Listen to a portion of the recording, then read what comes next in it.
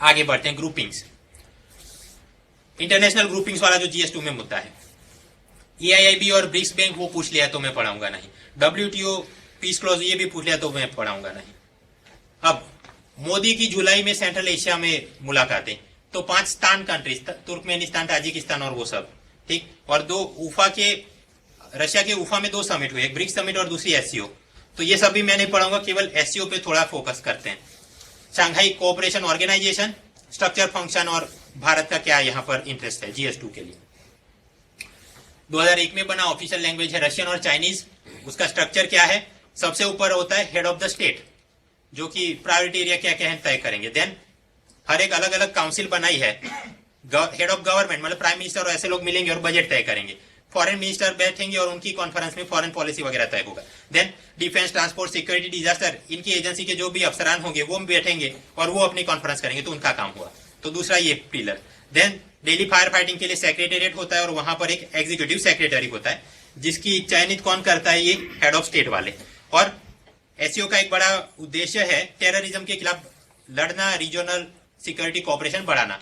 तो उसके लिए जो भी उनका डायरेक्टरेट है उसकी भी कौन अपॉइंटमेंट करेंगे, ये काउंसिल ऑफ स्टेट वाले, ठीक। अब SCO के पार्टिसिपेंट कौन है, कुछ उसके मेंबर स्टेट हैं, कुछ ऑब्जर्वर स्टेट है और कोई डायलॉग पार्टनर है। याद रखना है कि डायलॉग पार्टनर में एक ईरान भी है, यहां पर चित्र में आया, यहां पर है, सॉरी, ऑब्जर्वर स्टेट में एक ईरान है। चीन और भारत पाकिस्तान लंबे समय तक ऑब्जर्वर स्टेट के रूप में बने रहे। भारत तो 10 सालों से ऑब्जर्व ही कर रहा था, फिर अब कि हमको भी मेंबर बना दो, तो 2016 में फॉर्मेलिटी कंप्लीट हो जाएगी और we will become a member of the Shanghai cooperation organisation. तो इससे भारतीय हितों पर क्या असर होगा, 2 एंगल में बात करनी है। सबसे पहला एंगल होगा डिस्ट्रीब्यूशन ऑफ नेचुरल रिसोर्सेज और रॉ मटेरियल अपने को मिल जाए, एनर्जी, फर्टिलाइजर और मैन्युफैक्चरिंग इंडस्ट्री के लिए। कैसे, भारत के अंदर पोटाश रिजर्व नहीं है, सबसे ज्यादा रिजर्व है कनाडा में और दूसरे नंबर पे रशिया में है, और ये मतलब ये वाले जो सेंट्रल एशियन कंट्री है।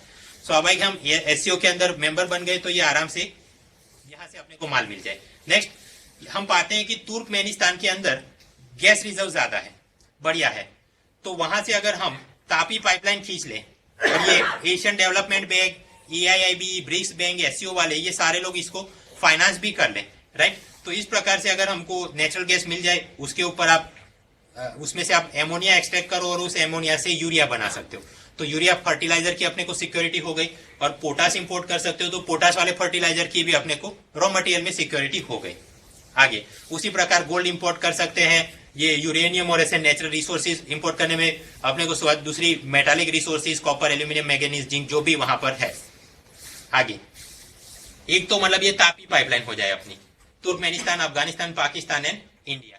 दूसरी ईरान, पाकिस्तान, इंडिया वाली लाइन भी हो जाए। भाई देखिए, भारत मेंबर बन गया SCO का, पाकिस्तान मेंबर बन गया और ईरान वाले ऑब्जर्वर स्टेट तो है, तो अब ज्यादा मजबूती से अच्छी तरह के काम कर सकते हैं। तो अगेन वहां से अगर नेचुरल गैस मिलता जाए तो अपना यूरिया हम बना सकते हैं, फर्टिलाइजर सिक्योरिटी हो गई। और ये जो भी काम करने हैं उसके लिए फंडिंग चाहिए, तो ब्रिक्स बैंक, EIIB वहां पर भी अपनी मेंबरशिप है, तो पैसा तो आता रहेगा। आतंकवाद की समस्या, यहाँ अगर कोई सिक्योरिटी कॉपरेशन कराना है, यहाँ कुछ आतंकवादी धमाल कर रहे हैं, तो SCO में हम क्योंकि मेंबर है तो सिक्योरिटी के नाम पे हमको प्रोटेक्शन भी मिल जाएगा। तो ये सब अच्छा अच्छा होने लगा टेररिज्म के सामने। और क्योंकि इस प्रकार से अगर इकोनॉमिक डेवलपमेंट होगा अफगानिस्तान का, पाकिस्तान का, तो अगेन डेवलपमेंट एक्सट्रीमिज्म के नाम पे आप सोच सकते हो कि कम युवा लोग वहां आतंकवाद में जाएंगे और हमको वो भी फायदा होगा। So first angle was import of raw material. Second angle क्या होगा, रॉ मटेरियल लिया, प्रोसेस किया, कुछ बनाया, अब उसे एक्सपोर्ट करना है। एक्सपोर्ट करने के अंदर एक रशिया के ऊपर जो समंदर है वो विंटर में इट गेट्स फ्रोजन, तो रशिया ने क्या किया, यूक्रेन से क्रीमिया हथिया लिया और फिर कि वहां से हम ये ब्लैक सी मार्फत नीचे जाएं और Latin American countries and West Asia, North Africa, हर एक जगह पे अपना कंट्रोल हो जाए।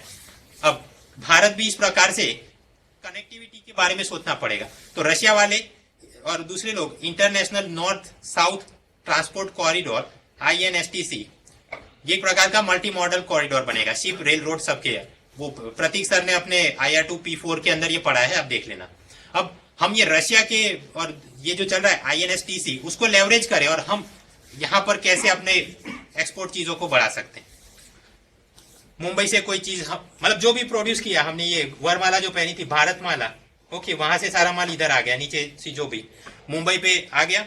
अब ये सारा माल आप समंदर के रास्ते अरेबियन सी से यहां तक पहुंचा दो ईरान में, उधर क्या है बंदर अब्बास और चाह बहार पोर्ट, और अगर अच्छा लगे तो ये ग्वादर पोर्ट पे भी आप रख सकते हो चीन पाकिस्तान के। क्यों? अब एसईओ में सब साथ मिलकर अच्छा अच्छा काम करना है। फिर वहां से ये सामान ऊपर पहुंचाया जाए तुर्कमेनिस्तान और उज्बेकिस्तान और ये सारे देश, क्योंकि भारत की प्रकार यहाँ पर भी डेमोग्राफिक डिविडेंड है, उनका इनकम लेवल बढ़ रहा है, तो वो भारतीय चीजों को, अपनी नैनो कार को, अपने माइक्रोमैक्स मोबाइल को खरीदने की अपेक्षा हम रख सकते हैं। तो मतलब मुंबई से ये माल समंदर के रास्ते ईरान तक पहुंचा, फिर आप क्या करो, दिलाराम जरंज हाईवे है उसके जरिए अफगानिस्तान पहुंचाओ, फिर ऊपर चलाओ। इसी प्रकार कोई इंटरमीडिएट गुड्स आपने बनाए हैं, मान लो फार्मा के अंदर बल्क ड्रग्स बना लिए, वो आप पहुंचा दो कजाकिस्तान तक या फिर कि अजरबैजान तक या जॉर्जिया तक, और उसे और ज्यादा प्रोसेस करा के फाइनल जो ड्रग बनी वो आप यूरोपियन यूनियन के अंदर उसे एक्सपोर्ट कर सकते हो। तो मेक आउटसाइड इंडिया को भी आप प्रमोट कर सकते हो, और भारत को वो कैसे मदद कर सकता है, now you can think about then. तो ये रेल कनेक्टिविटी ईरान से लेके यहां तक होने वाली है INSTC के जरिए। तो ईरान, तुर्कमेनिस्तान, उज्बेकिस्तान रेलवे से आप सारा माल पहुंचा सकते हो। देन ये मुंबई से आपने यार्न, टेक्सटाइल, इस प्रकार के गारमेंट्स आप समंदर से ईरान तक पहुंचाए, उससे आगे मिडल ईस्ट, टर्की, राइट, यहां तक पहुंचा दो, या फिर कि उधर से पहुंचा के इजिप्ट तक चले आओ। तो इजिप्ट के अंदर कॉटन प्रोडक्शन बढ़िया रहता है, और हम उनको कोई मशीनरी और टेक्नोलॉजी दे दें तो थोड़ा मतलब टेक्सटाइल वो यहाँ से भेजे, थोड़े प्लास्टिक के बटन और स्टील की रिवेट हम यहाँ से भेजे, और वो सारा असेंबली लाइन यहाँ तुर्की में हो जाए, तो भारत के फिर जीन्स और ऐसी टेक्सटाइल मेक आउटसाइड इंडिया के नाम पे वहां बनाओ, और then you can send it to European union. तो इस प्रकार से अगेन जो भी वहां पर आप ऑटोमोबाइल है, टेक्सटाइल है, जेम्स एंड ज्वेलरी है, इस प्रकार के हैंडीक्राफ्ट, कारपेट, राइट, इन सभी चीजों में आप कर सकते हो, और ढेर सारा इस प्रकार से एक्सपोर्ट होता रहेगा, तो भारत का उतना पैसा आता रहेगा, अपना GDP ग्रोथ देखेगा, फॉरेन एक्सचेंज रिजर्व बनता रहेगा, एक्सचेंज रेट में स्टेबिलिटी, अच्छे अच्छे मुद्दे आप लिख सकते हो। सो अब पूछा जाए कि भारत SCO का मेंबर बने उससे क्या अपने इंपैक्ट होगा, भारत का इंपोर्ट और एक्सपोर्ट में सुविधा होगी, ऐसा अगर लिखा हो then it is too juvenile. जरा रिफाइन करके जो समझा वो लिखना है, बनाते हैं मुद्दे।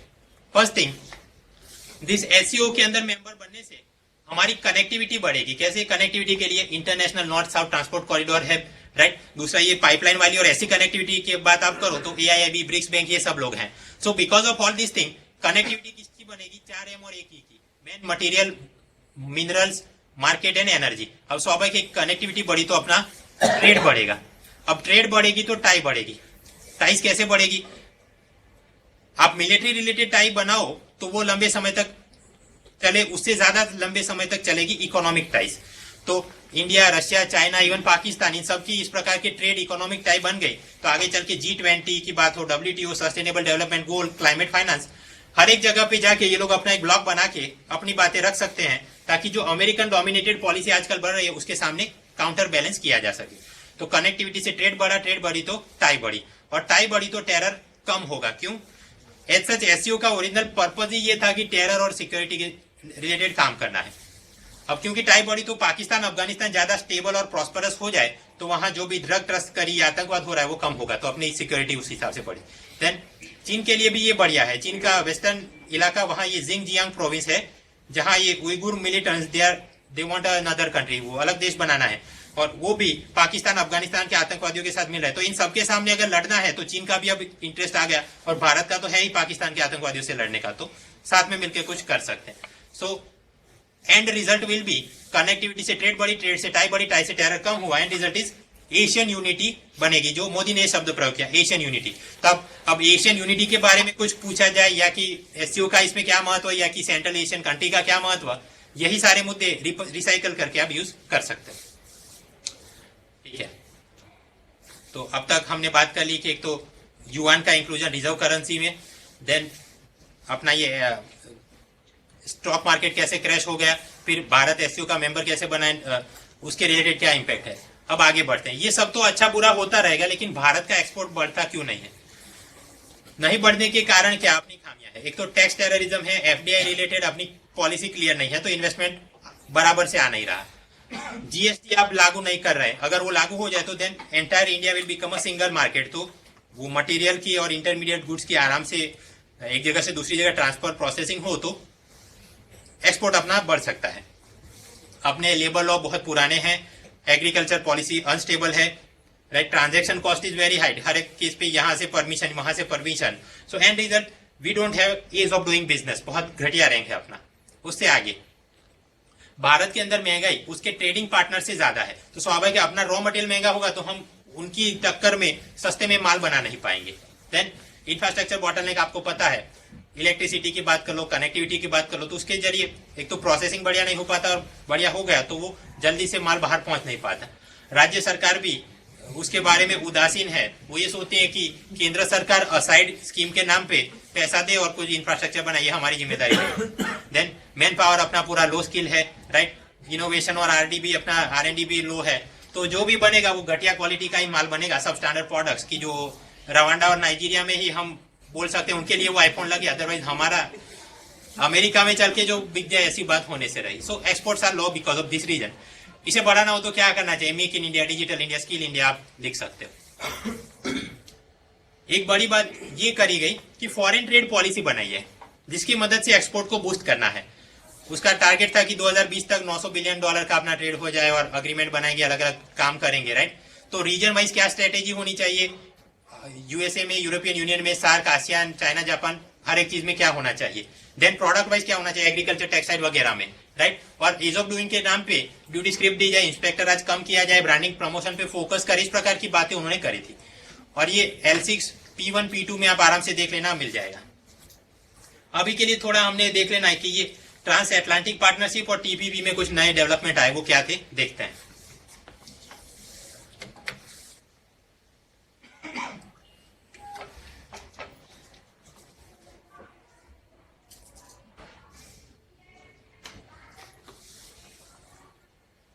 ट्रांस अटलांटिक पार्टनरशिप इसके लिए अमेरिका और यूरोपियन यूनियन के बीच, तो इससे प्रोविजन ये है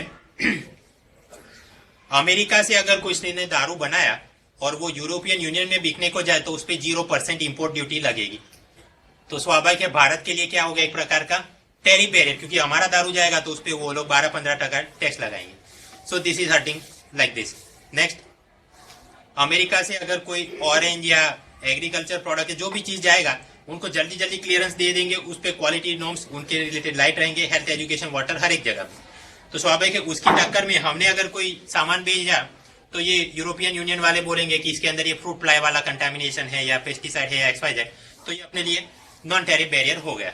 ठीक, तो ये क्या था चीज हम चर्चा कर चुके हैं, कुछ नए डेवलपमेंट देखते हैं। यूरोपियन यूनियन के ही अलग अलग देश के लोगों को ट्रांस अटलांटिक पार्टनरशिप से परहेज है, तकलीफ है, तो वो लोग क्यों उसके सामने लड़ रहे हैं वो थोड़ा चर्चा देख लेते हैं। और एथिक्स के हिसाब से हमने अभी पिछले सेशन में पढ़ा कि फॉरेन कंट्रीज वो यहाँ भारत के एनजीओ को पैसा देते हैं धमाल करने के लिए, तो क्या भारत सरकार ने इन एनजीओ वालों को पैसा देना चाहिए वहां धमाल करने के लिए कि तुम ट्रांस अटलांटिक पार्टनरशिप के सामने लड़ो? ओके, वो आप सोचना GS4 एथिक्स के लिए। हम देखते हैं कि इनको क्या तकलीफ है। As such this is not directly affecting और समथिंग, बट ग्लोबलाइजेशन रिलेटेड कोई बड़ा निबंध लिखना हो तो कहीं आप मुद्दे जोड़ सको इस बात। Trans Atlantic trade investment partnership में 2 पार्टिसिपेंट है, एक अमेरिका है और दूसरा यूरोपियन यूनियन है। तो अमेरिका वालों को तो मजा है, यूरोपियन यूनियन के लोग धमाल कर रहे हैं, तो वो क्यों धमाल कर रहे हैं? उनकी सबसे पहले ही पर दिक्कत कि अमेरिका के अंदर ये GM क्रॉप, फिर वो बीफ को ग्रोथ करने के लिए वो प्राणियों को हार्मोन की दवाइयां देते हैं जिससे कैंसर हो सकता है, पेस्टिसाइड, केमिकल का भी भरपूर प्रयोग। तो ऐसी चीजें अगर यूरोपियन यूनियन में आएंगी तो हमारे इकोनॉमी, एनवायरनमेंट को, हेल्थ को नुकसान करेगी, इसलिए इनको अनुमति नहीं देनी चाहिए। नेक्स्ट, अमेरिका वाले चाहते हैं कि हमारी oil, gas, shell gas company उनका भरपूर यहाँ पर एक्सपोर्ट होता रहे, तो एनवायरमेंट लॉ भी यूरोपियन यूनियन की इनको परहेज है कि ऐसा नहीं होना चाहिए। देन अमेरिका वाले चाहते हैं कि यूरोपियन यूनियन की सरकारी जो भी water, electricity, health care sector है वहां पर भी हमारी कंपनियों को आउटसोर्सिंग में वो सारी सर्विसेज दे दी जाए। तो स्वाभाविक है यूरोपियन यूनियन के ट्रेड यूनियनों को उससे मजा नहीं, उनको भय है कि हमारी नौकरियां चली जाएंगी। नेक्स्ट, अमेरिका वाले चाहते हैं कि फार्मा कंपनी वाले हमारे जो भी क्लिनिकल ट्रायल करे उसका डेटाबेस पब्लिक वो इंफॉर्मेशन से रिस्ट्रिक्ट किया जाए, तो स्वाभाविक है इनको दिक्कत होगी कि कोई आपने मैनिपुलेशन गड़बड़ किया होगा और वो हमें जानने को नहीं मिलेगा।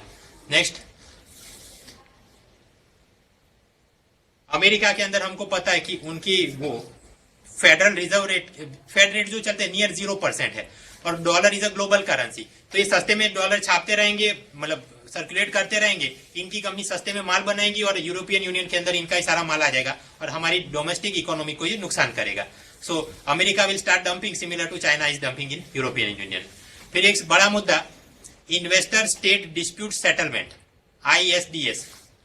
फंडा ये है, कंपनी वाले भी जाके सरकार के सामने केस फाइल कर सकते हैं ट्रिब्यूनल में, यदि कंपनी को लगे कि सरकारी पॉलिसी से हमको नुकसान हो रहा है। अगर ऐसा कोई मैकेनिज्म हुआ तो वो सॉवेरिनिटी को डेंजर में डालेगा। कैसे? बिहार की तरह हो सकता है कि ब्रिटेन वालों को भी इच्छा हो जाए कि हम दारूबंदी लाएंगे, प्रोहिबिशन, राइट? लेकिन उन्होंने प्रोहिबिशन किया तो अमेरिका की दारू कंपनियां वाले उसके सामने ये टाटिप की ट्रिब्यूनल में जाके फरियाद कर सकते हैं कि आपकी प्रोहिबिशन पॉलिसी से हमारी कंपनी को नुकसान हुआ है। सेम वे टोबैको पैकेजिंग में ये एरिया बढ़ाना है या न्यूक्लियर प्लांट बंद करा देने हैं, तो अमेरिका वाले ऐसी कोई सरकारी पॉलिसी के खिलाफ यूरोपियन यूनियन के देशों को ऊपर केस में लड़ने के लिए ले जाएंगे। So sovereignty factor is involve. Google, Facebook, इन सभी पे NSA, Patriot Act, Prism project, इनके चलते इनका पूरा डेटा अमेरिकन सरकार देख लेती है और ये सारी कंपनियां यूरोपियन यूनियन में एक तो टैक्स अवॉइडेंस करती हैं, प्राइवेसी कंसर्न है तो और तकलीफें चलती रही।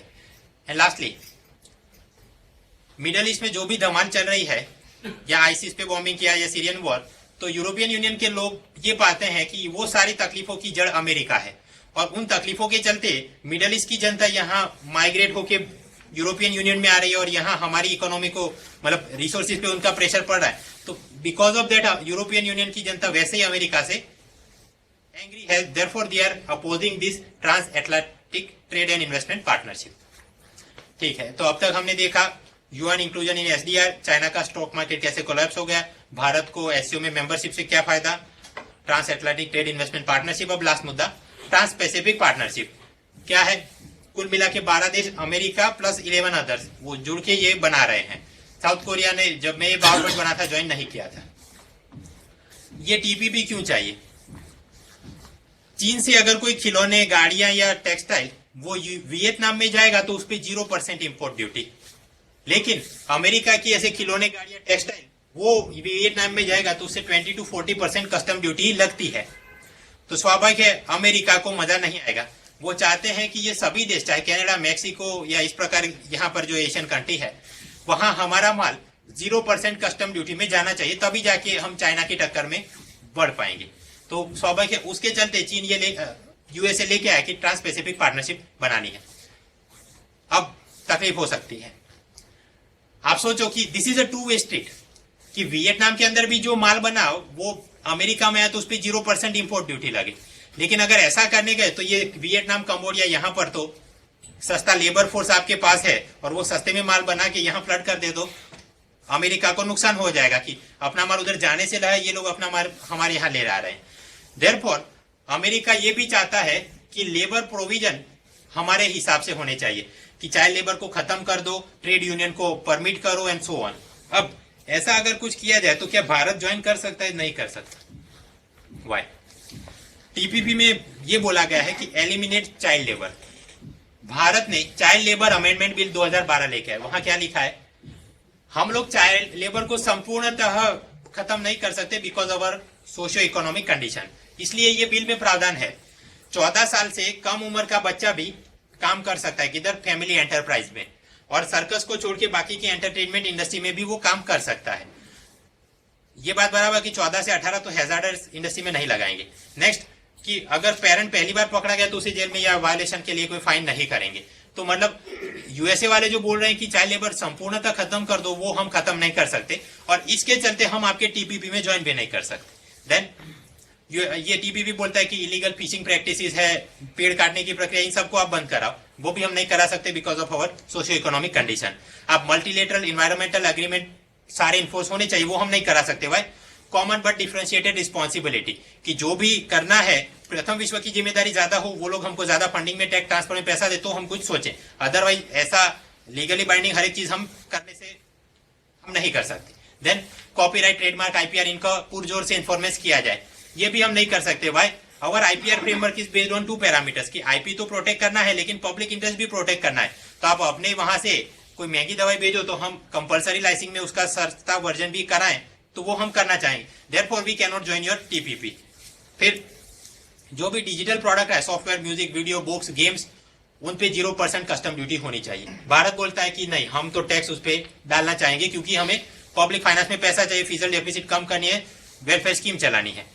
देन यूएसए बोलता है कि आपकी जो भी सरकारी निगम हो, ओएनजीसी, एलआईसी, एसवाईजेड, डीआरडीओ वगैरह, उनको कोई अलग से एडवांटेज नहीं देना चाहिए कोई भी स्टेट ओन एंटरप्राइजेस या public sector undertaking.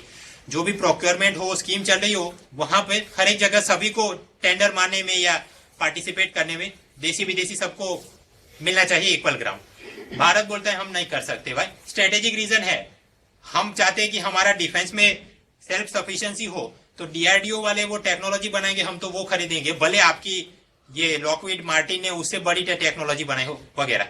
Same way public welfare के चलते भी हम अपने निगमों को बंद नहीं कर सकते। Will give first priority to them.